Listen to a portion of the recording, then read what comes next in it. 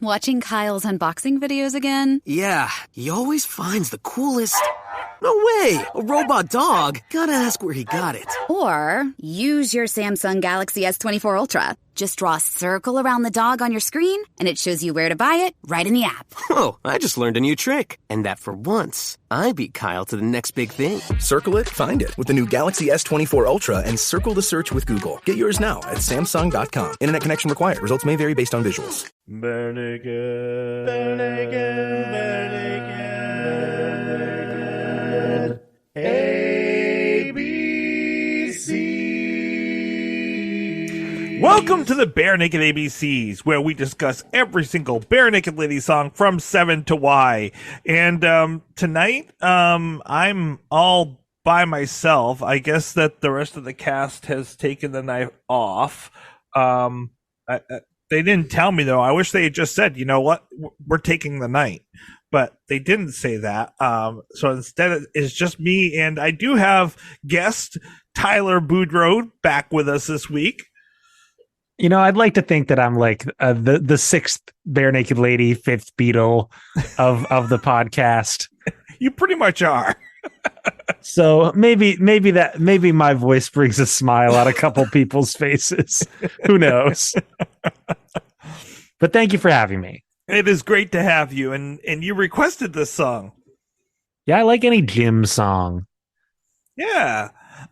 So, in case you don't know what song we're talking about the gym song We Took Tonight.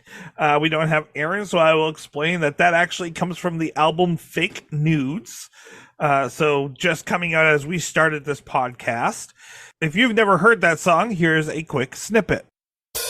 We took the night. We chased the moon. We watched the skyline. I chased you. I'm hanging on for a chance. And as you said, it's written by Jim Cregan of Bare Naked Ladies. I mean, it's very obvious that it's written by Jim. Well, it's not Jim Morrison or anything. I just wanted to be clear. Well, no. This would be a very different song if it was a Jim Morrison song. Actually, well, one of the main things I wanted to say about this song is that it does really feel like a song that like my parents would have driven around to, like when they were in their cruising days. Like it has, I guess that sort of like 90s slow jam kind of vibe a little bit. I don't know. Like, I think the acoustic version fits that better than the album version. Maybe. Like, I could definitely see the acoustic version being either a 70s or a 90s tune. The other part has a little bit too much almost grunge added into it, and not quite, but just enough of that darkness added into the background with the bass that I think that it makes it so it definitely is more of a 2000s type sound. But you are right, because there's the main version from Fake Nudes, and then there's the acoustic version from the...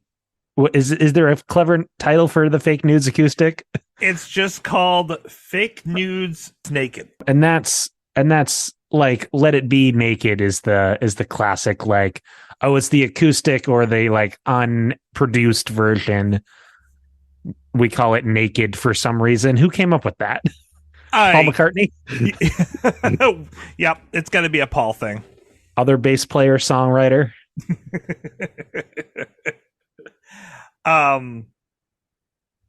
It's in the key of D. Whoa, how'd you get that information? Aaron's not here either. No. I will admit that I got this from Ultimate Guitar Tabs. So it could be wrong, but according to them, it's in the key of D. Yeah, no, because sometimes, like, when I start playing a song, you're like, that's not the key that song's in. But for a song this small, I don't see how it would be possible for someone to be like, no, I just put it into an easier key. That's for like Take Me Home Country Roads, not this. Right. Now, this is pretty simple. It's according to this, it's C to D, A, G. So that would be a. Now, it's interesting that they're saying it's in the key of D, because if that's the case, it's starting off with 6. Or no, it's starting off with the 7th chord. So it's going 7, 1, and then 5, and then 4. Which, that's an odd chord progression to go with. Yeah, I'm pulling up the chord chart right now on Ultimate Guitar Tabs just to give it a good old gander. I mean, yeah, I would think that you would count forward, that you would say it was in the key of C, but maybe it's not. Maybe they no. That is like a music theory thing. It's kind of like you kind of know what the bass note is, and not all songs start on the bass note. Right. Like, well, and every line starts off from on C. Like, so it's an interesting idea that if he's not doing that, then he is starting off with the 7th note every single time. Well, it's like we took, which is like going down. So it's not like he's going, we took, which is like from the 7 to the 8. It's going from the 7 to the 1, which is, oh man, I wish I was good at talking about music, but I'm really not. So if that's the case, yeah, it goes down. So the notes he's playing go down. The notes he's singing, go down.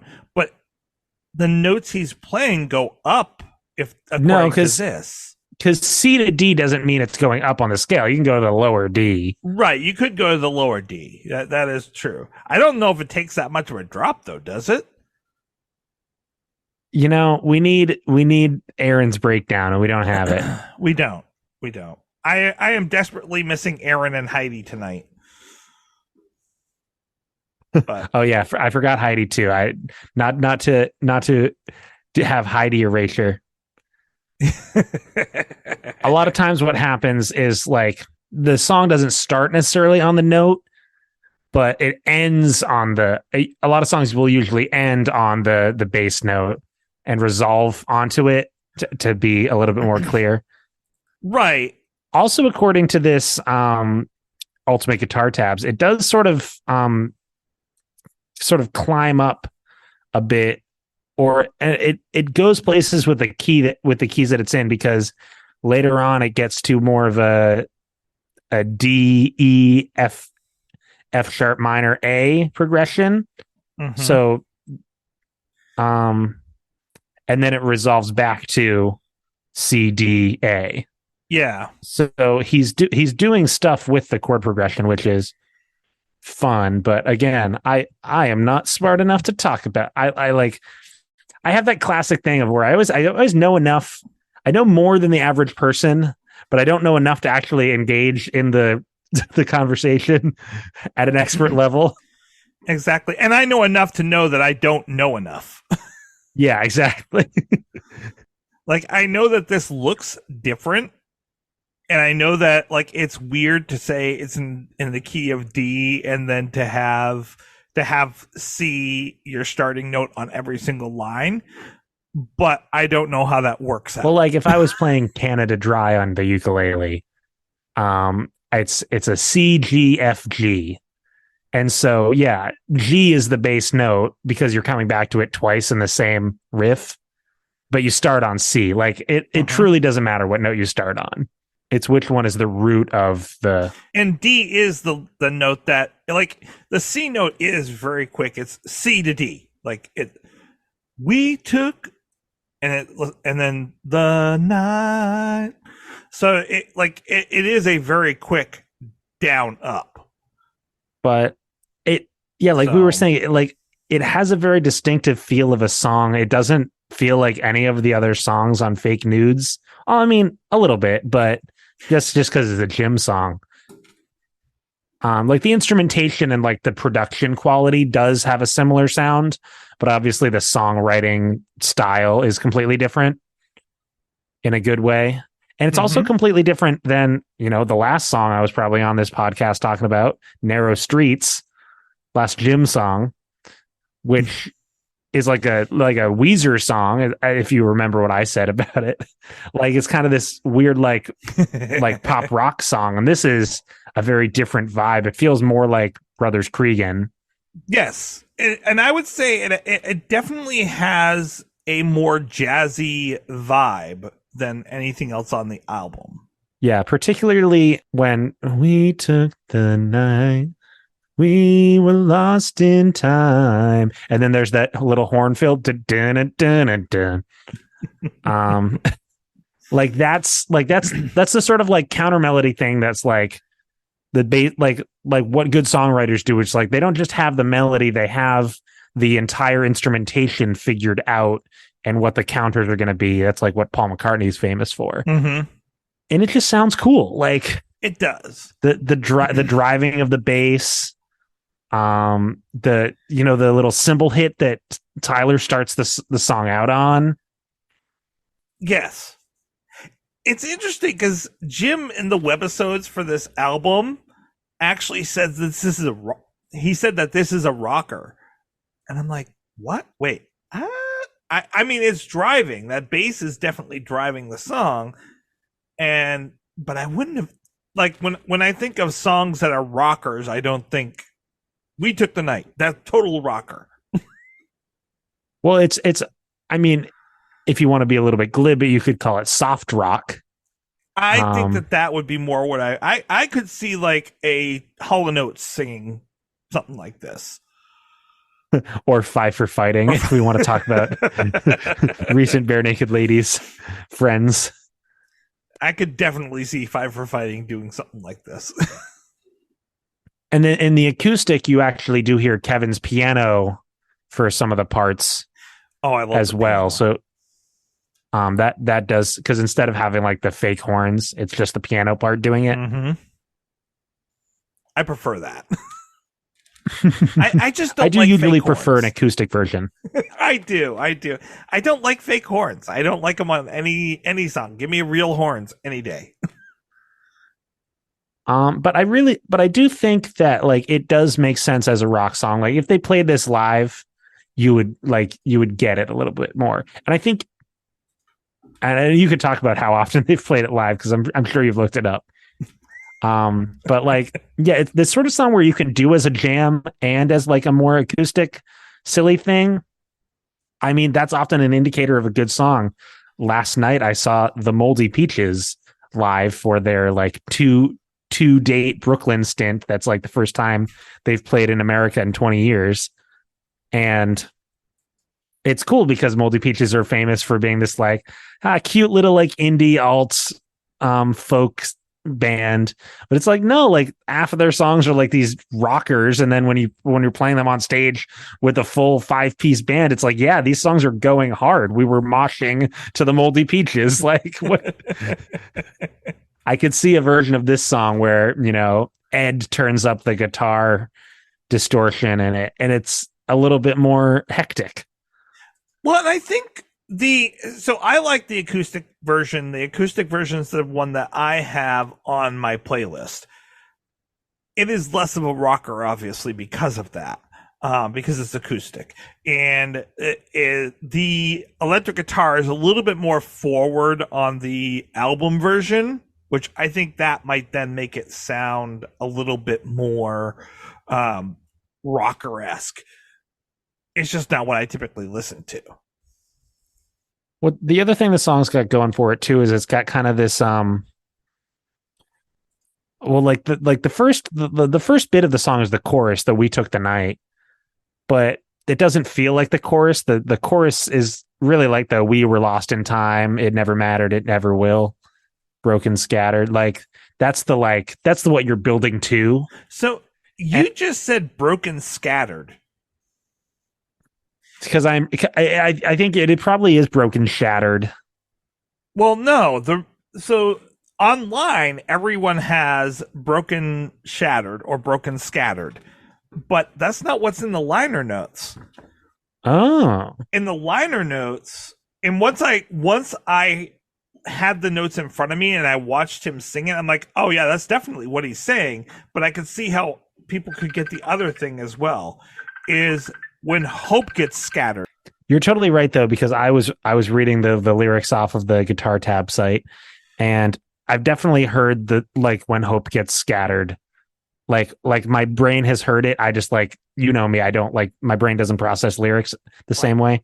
So I just read it and then I didn't even realize it was wrong. Well, and then obviously so does everyone else, because there's not a website out there that got it right.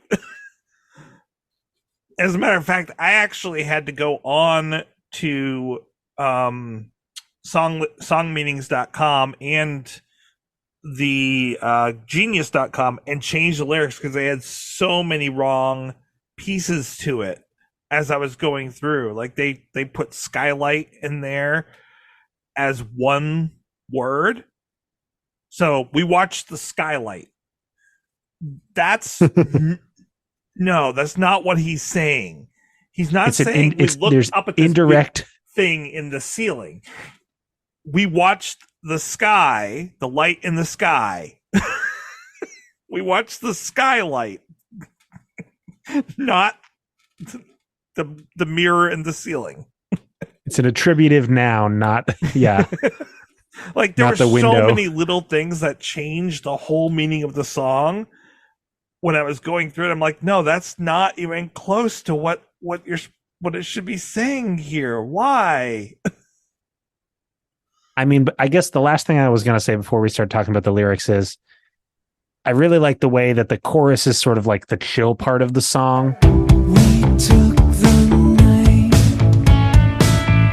we chased the moon, we watched the skylight, I chased you. And the verses are like they're really going for it, sing out. Run blind, run fast through the fog and you're gone. I watched as you passed and you keep running on. Sing your heart out parts, and then it always returns back to the dun dun dun dun dun dun dun dun, just simple chorus. We took the night. Yeah, because usually you would have that reversed, where the chorus would be your driving thing in the song. Yeah, don't stop, believe it. Yeah, that's your chorus. Right, and that's not the way it is with this song, which is really cool. Yeah, Jim knows how to subvert our expectations. He's much like Ryan Johnson in that way. Also, with this song, they kept it really simple. One of the things they mentioned in the webisode was that they didn't do a lot of overdubs on this song while they were recording it. It was just the quartet. What they had in the studio was what they recorded with at that time. I mean, even when you're recording Jim's voice, like his voice is so pure here, especially if you listen to the acoustic version where it's like even more raw. He doesn't have this like rock and roll voice. He's just a guy singing, and it works still because he can hit the notes. And he can have a rock and roll voice when he wants to, when he needs to, but he's not using that for this song. And then I guess during the like it never mattered, it never will, there is like a harmony going too. So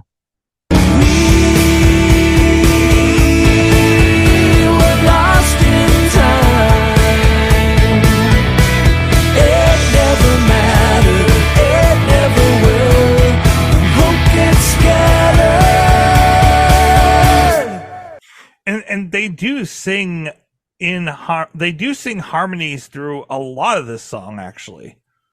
But you said there's not like, it was mostly them just playing it live, right? So they didn't go back through and add in a whole bunch of background stuff. So when they're doing the harmonies, like you can see it with the acoustic version, for example, you have Jim singing his line and all the other guys are adding the harmonies in behind, but it's it's not a lot of overdubs and stuff like that. It's just them singing it right there and then like they would on stage. Yeah, I like it when bands do that. It's pretty cool. And it's one of the reasons I like the acoustic version too, is that literally it's them just playing in the studio together. Bare Naked Ladies is really one of those bands that, like every song that they've written, they could probably just jam out pretty spontaneously if they needed to. Not the super obscure ones, but they could figure it out. Like Elf's Lament. That's what's impressive about the Stephen Page trio too. It's like, because those other guys aren't even, from Stephen Page's band most of the time. Like if they're playing the old songs, these guys just learned all of his songs. Right.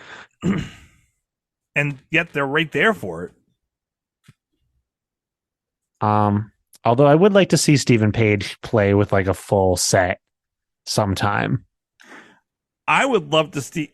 I wish that he would tour with like the Toronto Philharmonic or the Toronto Symphony, and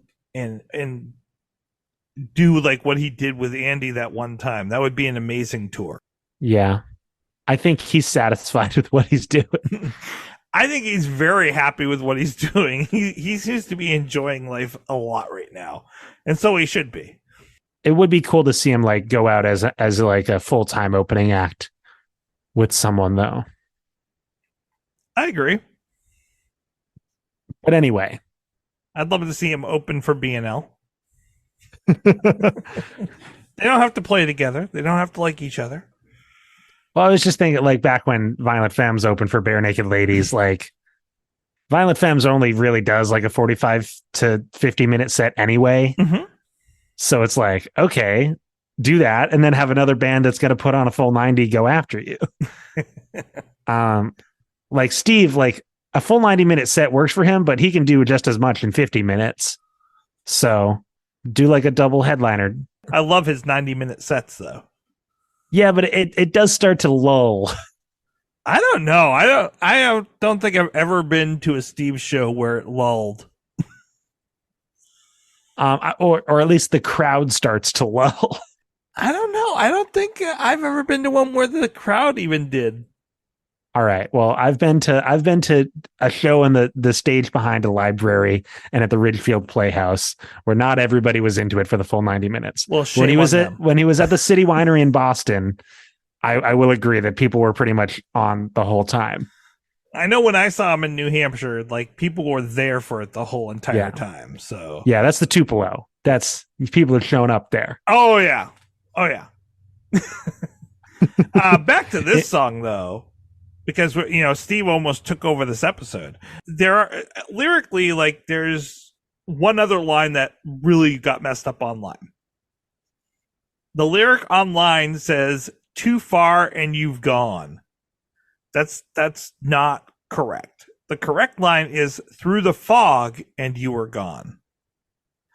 I don't know how you get too far and you've gone from through the fog and you've gone, but yeah, that not even close to correct. I wouldn't have been able to tell you either way what that line was. So I just don't understand why people don't like just grab the liner notes and type it in.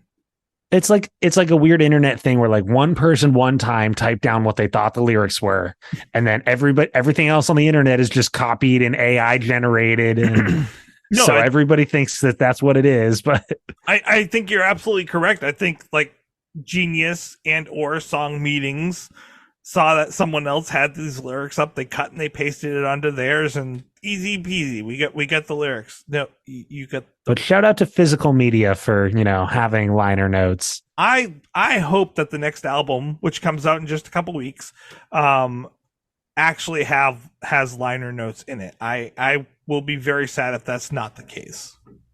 Yeah, that was kind of a bummer period, like at the end of the CDs being prominent, but you could still pretty much get them for whatever album you wanted. Mm-hmm. It was like, okay, there's a CD, but there's just like a flimsy, like 1-page thing for the cover as opposed to like a full set of liner notes. Yeah, no, I don't like that. I want to see all the words. I want to be able to mull through it and decide what it means. Unless you're an indie band that's just like doing like a half folds, like, yeah. if you're a studio recording, contract band, you can afford a sheet of paper. Yes. Although B&L, please do not put pink on purple and purple on pink again. To us old people who are actually younger than you, it is really hard to read these liner notes. The fake nudes color scheme never quite did it for me. It always felt like a diversion from their overall aesthetic. Although the Bare Naked Ladies album covers have never really had a consistent aesthetic. No. So I'll give them that. No, they've always been, each one is very different than the last. There's no pattern or themes. Yeah, they're not the White Stripes. So, what do you think the song is about? Because I will admit that I have a very simple read on it, but I think Jim is general and esoteric enough that I don't get what he's going to. Well, what was the other song? That was the other Jim song that was all about sex that we did.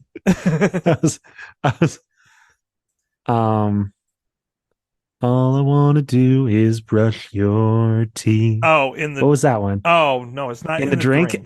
Is it in the drink? Yeah. Yeah. Well, this one's definitely not about sex, but I don't think it is. But that's why I said it reminds me of like driving, late at night with the windows down, mm-hmm. not listening to music super loud, but loud enough. Like it feels like something that you would just drive and groove to, and maybe your romantic partner is by your side, just there with you, and you're both just singing along or living in the moment. And that feels like, taking the night, chasing the moon. Maybe it is the skylight in the car and they're talking about the sunroof or the moonroof. Okay. Hanging on for a chance, in a shadow and a glance. They're not lyrics you're necessarily meant to interpret literally. Especially something like warm from the chill. What does that mean? Well, it's not warm from the chill. It's warmth from the chill. But still, warmth from the chill. What is that? Well,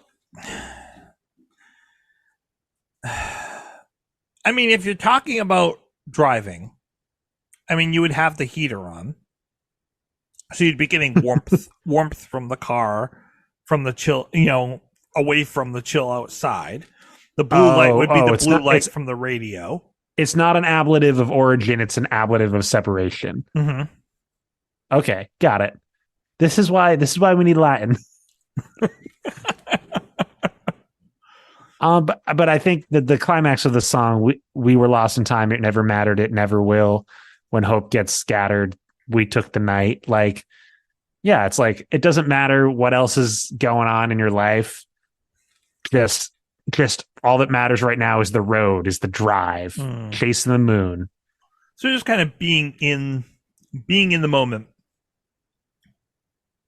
Being in the moment, yeah. And specifically that mood of, treasuring youth and treasuring freedom.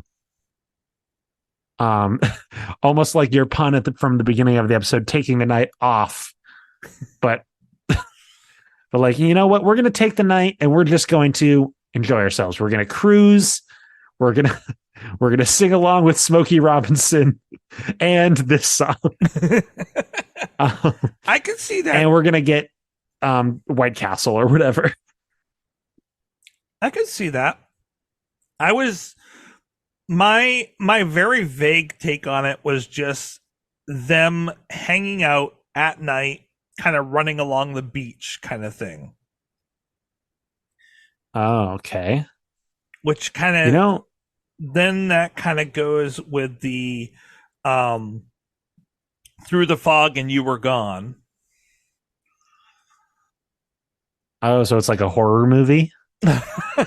I was just thinking, fog on the I chased you. Well, I think like I chased you, and like they're chasing each other, they're being playful, and then she passes him, and she keeps going, but he's run out of breath, and he's just kind of stopped.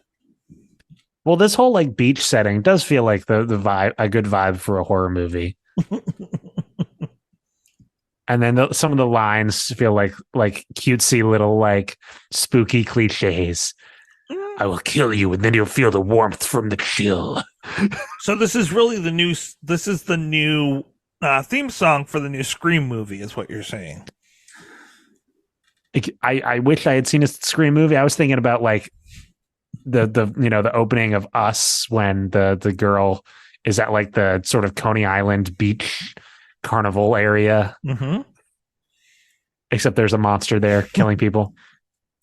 We chased the moon. I chased you with my knife. Yeah. It's a self-aware slasher. It's like, yeah, we chase the moon. I chase you. You run away. You get it. The warmth from the chill is the blood gushing out during the middle of the night.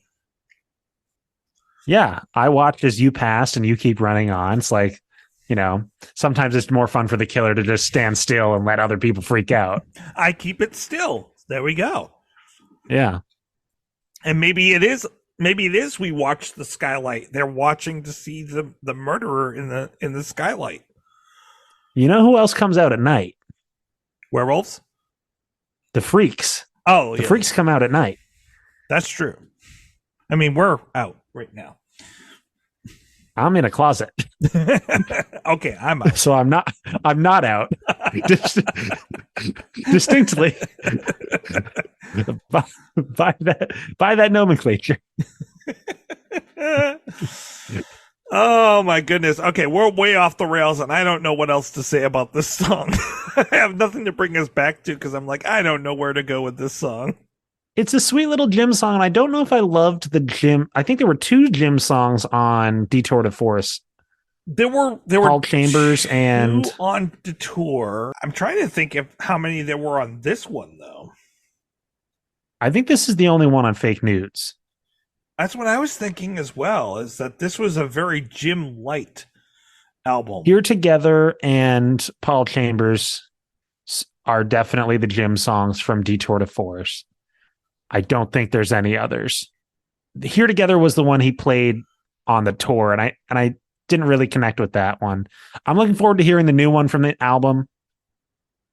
And then I'm quite sure that this is the only one from Fake Nudes. Yeah, it is. There's a whole bunch of Kevin, but 1, 2, 3, 4, Fake Nudes 5, was the one 6. that got really Kevin heavy. Yeah, it's very Kevin heavy. Versus And then I think Detour had a good balance. Paul Chambers. It's been interesting because I feel like Silverball really worked, and then Fake Nudes, it's okay, and then Detour de Force kind of worked. So if we've got kind of an every other pattern going, I worry about this next one. Please no. Please. I do want to hear more Jim stuff. The more I listen to it, the more I am enjoying the Jim stuff, and this is a good chance for us to rate this, because I'm just trying to think. I'm going to say, how many American Graffitis does this song? Good racing. Perfect. Good racing movie, Graffiti is already plural, but yeah. Yeah. How many American Graffiti? No, that just doesn't. But then that just sounds wrong. But an individual graffiti is a graffito, I believe. Great. Now I'm really lost. But anyway, do you want to go? You want me to go? I'm going to have you go just because I'm trying to find the spot on the spreadsheet here, and I don't have anyone else to throw it to while I do that. All right. Well, I'm going to say 4 American Graffiti. I like this song every time it comes on. You got to give a bump for a Jim song. It's unique. It's fun. It's cool. It's a vibe. It's very Bare Naked Ladies, but also very unique. And I gotta give it up to them. I'm going to say that I think I like this song. I don't like it quite as much as Looking Up, but I like this song more than the song The Love We're In. I'm going to have to give it a 3.63. That's very specific. Well, I mean, we're getting to the nitty gritty here at this point. But yeah, but I like that you have your comparisons where you're really balancing it out.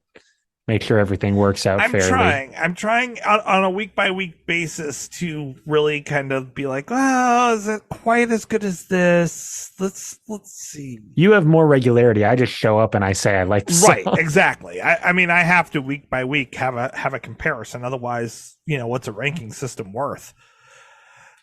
All right. We're running out of time. So I'm just going to say, Tyler, it's been great having you. Thank you so much, Tracy. I love talking B&O with you. Look up Amateur Nerds on your podcatcher to find my podcast talking about High School Musical 3 1 minute at a time. And this week coming up is Labor Day weekend, but I'm going to be thinking forward to my favorite holiday. So from all of us at Bare Naked ABCs, all puns intended, we wish you a Merry Christmas, which is next week's song. Perfect. We wrapped it up. The Zoom hasn't ended yet. So Zoom where it happened. All right. Thanks, Tracy. It's good to talk to you. It's good to talk to you again. Thank you. Thanks, that was fun. Don't forget, no regrets, except maybe one.